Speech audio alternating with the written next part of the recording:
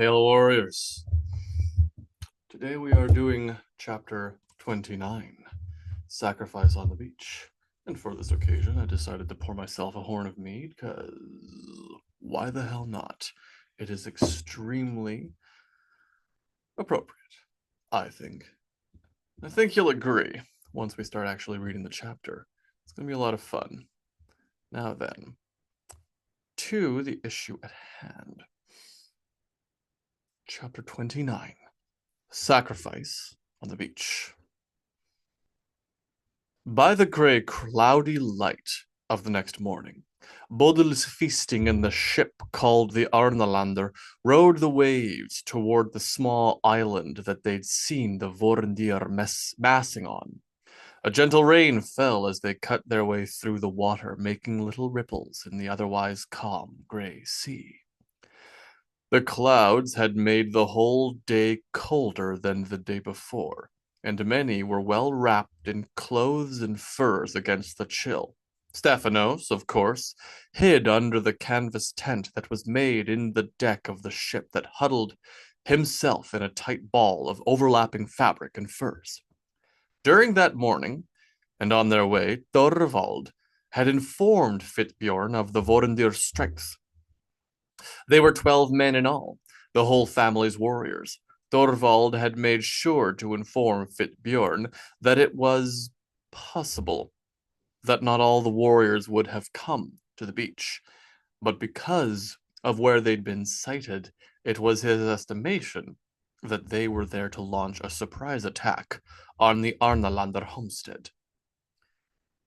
This number corroborated what he had seen when they'd sailed by them, and the place made their intention clear. Some said they fully expected to see the warriors already fled with the coming of the unknown ship, but they went to the place no matter to see for themselves.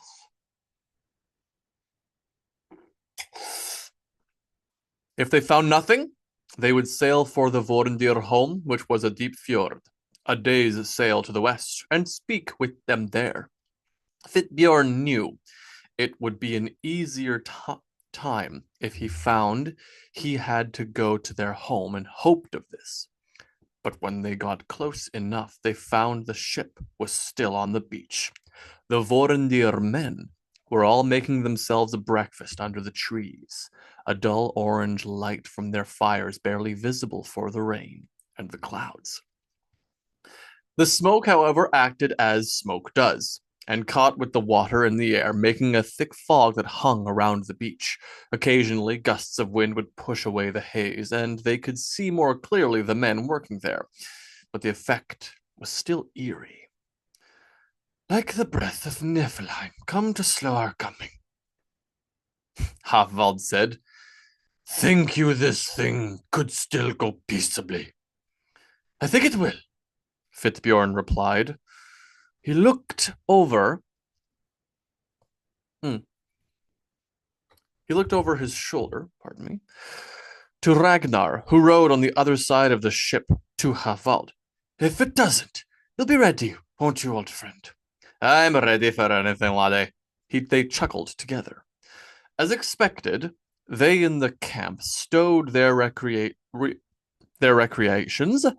and made ready for an attack at the approach of the longships. There was some commotion and shouting, and they gathered in preparation. Shields were held out in a line. Their form was misaligned. Hvitbjorn could tell that though these boys had been fighting for some years, they hadn't been training for or in a real army. Do they have bows, you think? He asked Thorvald. He'd asked the boy to come with him on his ship for this first sailing. Only hunting bows, if they have any. Hvitbjorn nodded. We have 3 war bows with us, and some arrows. It is a funny thing, but we have mostly been using those to hunt with. He turned to Thorvald, who stood next to him now on the prow. We will make certain everyone has proper equipment for the coming raids we have planned. He grinned to the boy. Where will we get that kind of thing? From the enemies that we have made, Without the equipment to start with? Thorvald asked. Get ready to learn fast how to fight an actual military. He turned from him and faced the approach before them. He put a hand up to try and show that they weren't here for an attack, hoping to ease the enemy. Ready! He heard from the men in a line on the beach. They clearly thought this was their death coming to meet them. Behind them were trees under which their camp was made, and looked to be in the midst of tearing down, though they were now distracted from their work. Above the trees were large rocks that would help buffet them from the sea winds. In the very least, they knew how to make a camp. Halt! The oars dug into the water to slow the progress of the ships. Both of them slowed to a crawl before hitting the beach. The keels of each ship only barely touched the stony front of the shore and stayed there. Hvitbjorn leaned down and picked up the stone anchor. It was a heavy thing, but he managed to lift it. He then threw it over the edge of the ship, where it splashed in the ankle-deep water, and then leapt to follow it. He landed with a great splash and stood to face the line of boys. Water swiftly filled his leather shoes, and he felt the woolen wraps soak through. Ready to face death, came a voice from their rank. Hvitbjorn looked out among them and then leaned down, ostensibly bowing to the Vorendir. He picked up the anchor and walked, uncaring, toward the line of shields. They hadn't enough time to armor themselves fully, and he noted that it was his fortune, as they would be hesitant, given their state. Anything he could do to bolster his own apparent power would be useful now. He stopped 5 paces before them and threw the anchor into the wet sand. He watched. He himself wore no armor. He was only wrapped in thick, dark wool and his white cloak.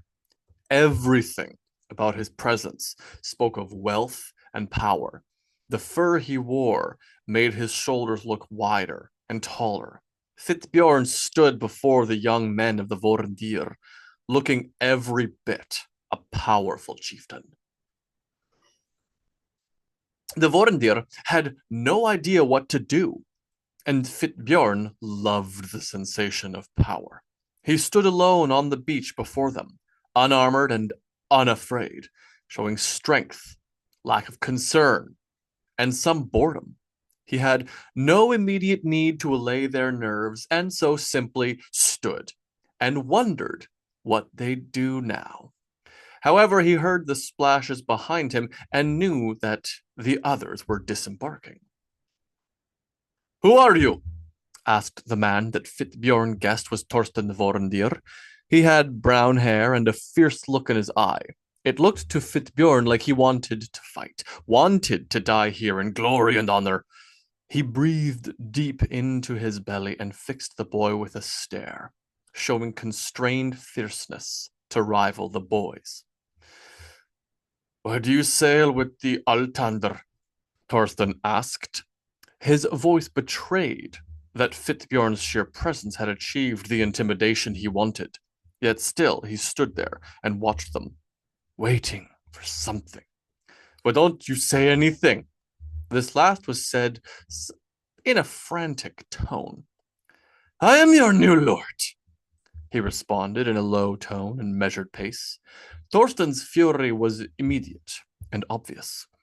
And what if I kill you here and now? The boy said. Thorvald came up to stand beside Hvitbjorn, and a look of anger grew deeper. Then Nathan came and stood on the other side, and they all seemed to recognize the older man. I will not be dying here in place, boy. My fate is set for many other things. I wonder if perhaps yours is too. But we will have to see together. I have heard such of you, young Vorendir. Why have you decided to make war on this land and its peoples? And why not let your father mediate between your clan and mine? Nathan asked. We were friends Many winters past we were friends. What is this? Why? His anger was only barely being contained. We are at war with the Altander. You, Altander, obviously, Thorsten said, his shield raised and held just below his eye. If you want it now, we will bear our armor and you will put on yours. We can fight now, here, and draw this war to a close. Let the Valkyrie choose their heroes today. Hvitbjorn looked around to the cold air, the mountains around them, the waves and the clouds. War? Hvitbjorn asked.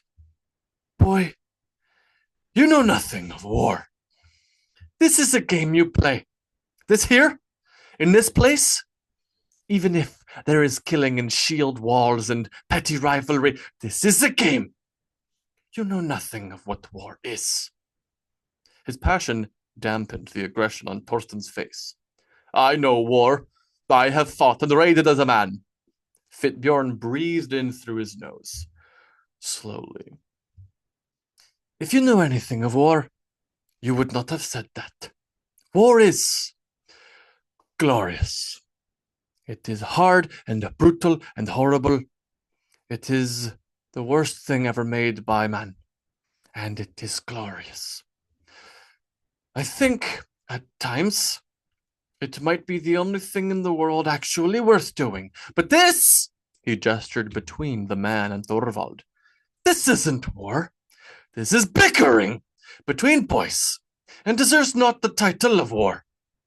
Thorsten's eyes lost none of their energy, but he did lower his shield and stand straighter. The rest of his uneven shield wall also slowly recovered from their strict posture. Seeing an unarmed group before them did set their minds at rest that they were not in imminent threat of an attack, though they each knew the offer their leader had spoken. Well, what do you want here? Thorsten asked. I want war. Real war. War fought against a vast and horrid enemy, not raids on defenseless goatherds. We weren't defenseless, Thorvald said, but Hvitbjorn raised a hand to indicate quiet. He was glad when he did quiet quickly at the movement. He had yet to look away from the Vorendir, and even in doing this, he stayed staring at the boy. He saw the youth in his face, and realized that Thorsten could be no older than 19. Hvitbjorn found his mind turned to himself. How old was he? Here on this beach, he stood proud and confident before 12 supposed enemies, and realized that he must be no older than 24 himself. He chose not to dwell on it. Now this feud you two are having, it has been going on for some 8 years now, hasn't it? Hvitbjorn asked. Yes, Thorvald said. He stood with his arms crossed. While I was away, Nathan added, some more of his anger slipping into his voice. We have both been warring with each other, Thorsten said. And would you be ready to stop your squabbling and enter into a real campaign? Hvitbjorn challenged. Do you think you have the strength needed? Could you set aside your childish needs to become men? Thorsten hesitated, the anger that seemed a constant companion to his mind showing more in his face. Hvitbjorn turned his attention away from Thorsten to the Altander. And you, Thorvald, could you accept to fight in the same force as someone who you have known as an enemy for so long? Thorvald sniffed. He had demonstrated the confidence that Hvitbjorn had come to know him by. I could, he said, with a reluctant nod. Hvitbjorn looked back to the Vorendir. There, this fighting can be done, and you can join with something more important, something that will impress the gods. Not simply boys playing at sticks. This made Thorsten clench his teeth. But I would have a question that I must know, Thorvald said, and Hvitbjorn turned his head to look at him. Thorsten, what are you doing here? Why are you and your men camping this arm with armor and weapons on this beach tonight? Thorsten looked to be thinking about his answer. His eyes flicked back and forth between the two men who watched him. You know why we are here, Thorsten said, a pleased sneer entering his expression. The truth of it impressed Hvitbjorn, though the delight in his maliciousness filled him with a seething anger for him. You are glad that you're a cowardice, he thought to himself. You snake! You were going to attack my hall! Thorsten grinned broader. I am an ambitious man. The gods themselves shall marvel at my ambitiousness, and the war would have ended today, and your lands would be mine. But you bring friends to this land, and foreigners. Stephanos cracked his neck. You have no idea what actual war is yet, boy, Hvitbjorn repeated sternly. This again dug into the young man's expression, exactly as Hvitbjorn hoped it would. I am a warrior, he said with weight. I fight in the eyes of the gods and impress them much. The gods are busy. The gods are watching my wars and conquests. I was fighting in foreign desert sand, conquering in Sicily and the Anatolian coast. That's where the gods have been watching, not whimpering pups. He stepped over the anchor and pointed his finger at Thorsten. Like you! Finally, this was too much for the Vorendir. His expression rose with the color that filled his face. He took a moment to try and calm himself, something Hvitbjorn appreciated, but he knew he had pushed too far, too hard, and the boy was too far gone. I am no fucking pup! The boy shouted and rushed out through the shield line for Hvitbjorn. He lifted his sword and threw down his shield, then took 2 quick steps and swung at him. Hvitbjorn sidestepped and grabbed his wrist with his right hand. Then he pulled and encouraged the boy's momentum to force the fall. Hvitbjorn brought his left hand out and down, revealing the dagger he held, and plunged it deep under Thorsten's left arm. Thorsten grunted loudly and spasmed at the pain, twisting wildly as Hvitbjorn held him, using the knife handle and his other hand on his back to push him further down. He put his foot onto the boy's back. Thorsten was moaning now in the unbelievable pain in his side. Hvitbjorn had missed the heart. Ragnar! He called after the knife was withdrawn, and the boy was on his hands and knees before him. Ragnar threw the axe to him, and Hvitbjorn took a stance over the prostrate enemy. Then he lifted and brought down the blade. Thorsten was executed there on the beach. His head was shorn clean away, and his body fell heavily to the sand. Gouts of blood started to stream out, flowing to the water. Hvitbjorn stood there a moment. The axe head dug some into the stony beach and looked down the length. When he was satisfied at how long he'd spent exulting in the kill, he turned to the rest of the men in the shield wall. Their formation was laxing. Hvitbjorn put his foot onto the dead man's back and spun up his axe, planting the butt into the cold earth, and then leaned on it like a staff. He breathed in deep through his nose and sighed loudly, calm despite the intense, violent excitement he'd just undergone. He took the moment to reflect on how unreasonably comfortable he was with such an aggressive life. When he was ready, he spoke to the completely demoralized Vorendir men. You don't have to die today. He did not have to die either. Vow your weapons and shields here.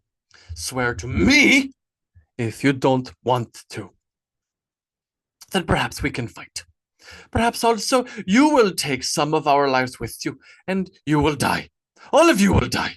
Or you will swear to me.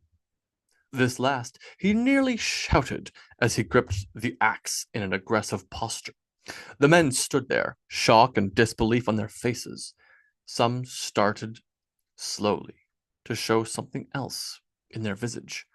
Hvitbjorn watched as, clearly passionate, will, and resolve built in their eyes. He'd shown them something of real power here, and it worked within their minds to make a decision. I will join. Teach me to fight like that, and I will join. I will do so for you. I will too. Hvitbjorn waited to see if any would throw down their shields. This was his first test. If any of them did so, he knew they were not the kinds of warriors he needed, and he'd be forced to choose that they die, now or later. But they would have to. Who are you? Asked another. I am called Hvitbjorn, the White Bear. Because of your cloak? Yes. My name is known only to the Norns, the Goths, and the Hamingja. He strode forward, satisfied that these young men were all his now. Furthermore, he was satisfied as none had abandoned their weapon or shield before him in fear or stupidness. You see, my Hamingja, my woman spirit guardian, she must be a powerful and old Jotnar. All my life I have had a strange kind of luck. He reached the boys and put a hand on one's shield, feeling utterly safe both by their awe and his own skill, though he still held his axe. I think I had none when I was still a child, he continued, and then when I left my home to follow the chieftain to the land of the Romans, I think she found my voyage a powerful one and chose that I should be the one she followed. Or all my family had the same protector, as is often said, and she had no one left but me to follow then. My luck is improved. My fate is set. There is more I have to do in this world, and I think she wants to see those ends done with greatness. So come with me and share in my luck, or die now, he repeated. This last he said directly to the face of a Vorendir. The boy cowered some, recoiling. Yes, he said through the fear. He had seen and knew that death stared down at him. I will not offer you safety, he said, walking on and circling them. This made Ragnar and the others a little nervous, but they said nothing. We will be fighting against a powerful army, but glory and prowess, those things I can offer you, if you will but swear to me now. Swear on your Huger, your blood, your honor. Swear on what you fear most to lose, and what you hope most to have. They all nodded at his words, and raised their left hands, putting their right over the rings they each wore there on the arm that held the shield. Choose a god you respect and to follow. Choose a code that you have lived by, or a loved one you will swear by. Choose what is dear and significant, something you want to fight for, and pledge on that thing by your rings to me. I will swear, they repeated, that you will never lift a blade against me, never hold me in hate, that you will do all that I say, and that you will die if that is what I need you to do. I will swear. Now, Thorvald and Nathan, come here before me. He walked back through them and to where Torsten's body still lay. Nathan and Thorvald stood before him then. Your fighting with these families is done today. No more are you in this feud. You are both flying under my sail, and the fight is done.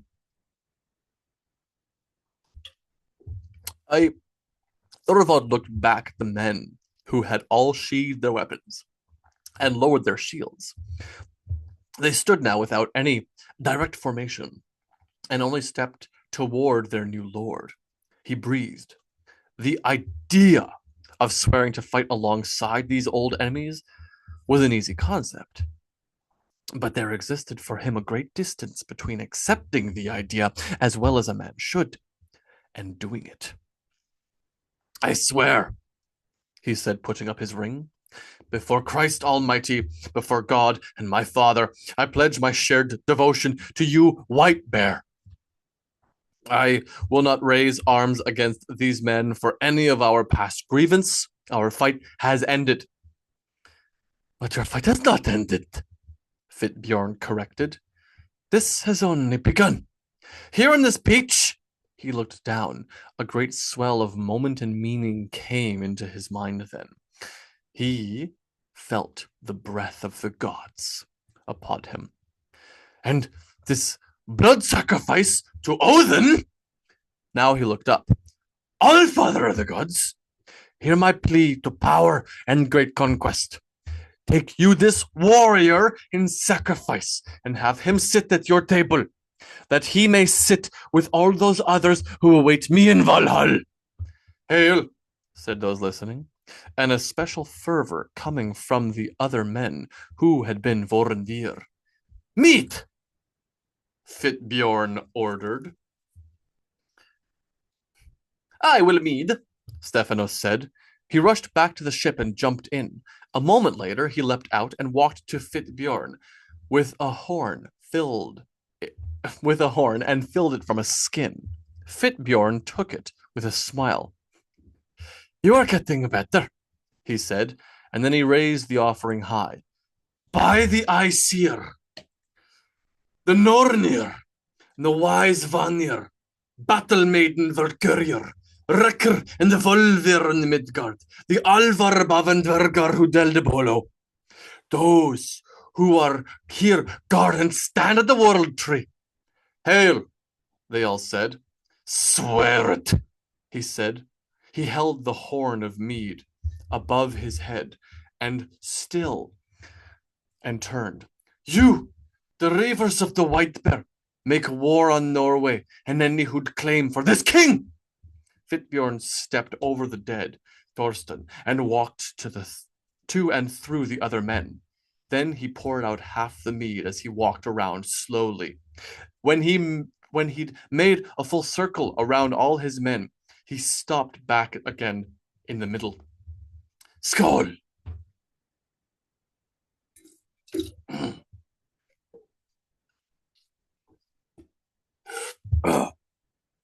He drank the remaining half, panting and sputtering the strong drink as he looked around through the light rain to all the warriors gathered there. Now, who wants to try and kill me? He asked. None said a word. And who's ready to go raid Harold and weaken a king? Hail, they all said. Good. Now, he looked around meaningfully. Who can tell me where I might find an encampment of this King Magnus? End of chapter 29. Further along and closer we get every single time. Yeah, a lot of fun. I really enjoyed this chapter. I had this exact fur wrap in mind when I was describing his clothing. Put my Mjolnir out. And it's always been fun to write. Always good to get into costume to do the writing. It's good fun. And thank you. I don't know if any of you have shared a horn with me in this endeavor, but if you have, to you I say, skål, and I'll see you next time.